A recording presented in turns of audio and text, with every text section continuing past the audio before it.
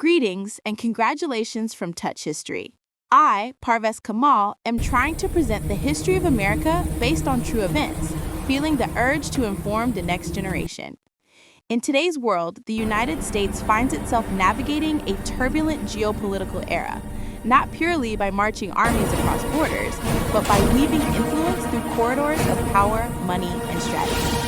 Its conflicts are no longer defined merely by tanks and jets, but by economic choke points, diplomatic gambits, and a redefinition of what war actually means. At the heart of this new struggle lies the concept of economic warfare.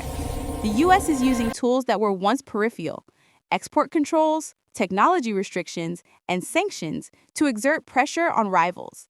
These choke points range from microships to energy supply chains, and they are now as central to U.S. power as any aircraft carrier. In short, dominance today often comes not from who fires the first bullet, but from who controls the circuit board. But this economic war does not happen in isolation.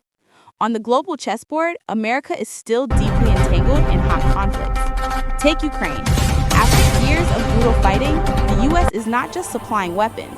It's also quietly exploring a peace plan, one with 20-odd points that reshape security guarantees, Ukrainian sovereignty, and NATO's role. This represents a dramatic shift. The U.S. is beginning to contemplate a future where diplomacy trumps infinite escalation. Meanwhile, the Middle East remains a swirling vortex of proxy confrontations. Iran-backed militias have launched attacks on U.S. bases, responding to American support for Israel.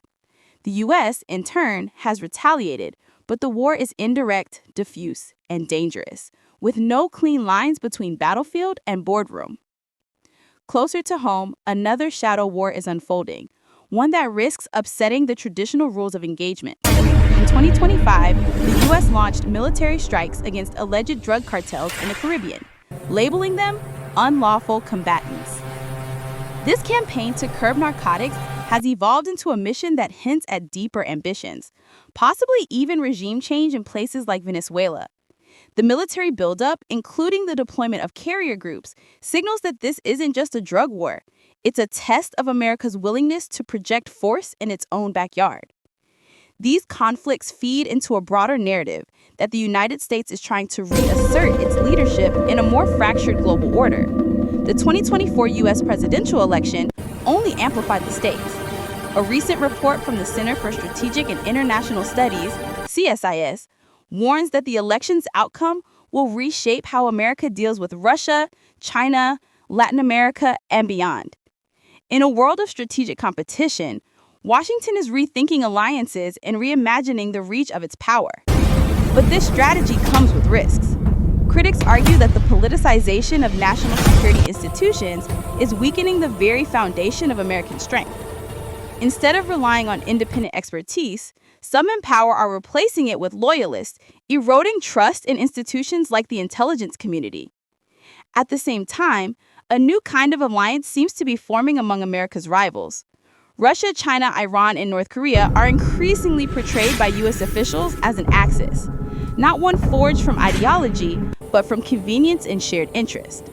While this coalition is not monolithic, it reflects a deepening geopolitical fault line, one defined less by Cold War binaries and more by transactional partnerships. But within America itself, the appetite for foreign involvement is softening. A polling trend shows that fewer Americans now endorse deeper military engagement abroad.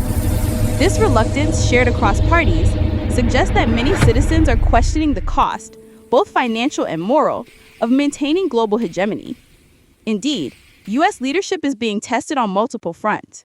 In Europe, confidence in America's commitment is starting to waver as debates swirl about NATO's future and the role of U.S. troops. In the global south, alternative powers are stepping up, and China is engaging in diplomacy precisely where the U.S. once claimed moral leadership. At home, the lines between internal and external security are blurring. As America wages non-international armed conflict in its own hemisphere, it's forced to reconcile the ethics of intervention with its historic self-image as a democracy defending universal values. It's a paradox. The more the U.S. projects strength abroad, the more pressure it feels to justify that power to its own people. This delicate balancing act between hard power and diplomacy, global ambition and domestic restraint defines the American war politics of our time. The U.S. is neither isolationist nor militarily boundless as it once was. It has become selective, surgical, and deeply strategic. In a way, America's new wars are not fought on traditional battlefields. They happen in boardrooms, on trading platforms, and around negotiation tables. But the consequences are real. For Kyiv, for Caracas, for Tehran, and for the very idea of U.S. leadership. As this story unfolds, the world watches. Will America's reimagined power be enough to meet the challenges of a more multipolar, economically interconnected century? Or will overreach open the door to new vulnerabilities? Whatever the outcome, one thing is clear. The nature of war has changed, and the United States is at the heart of this transformation.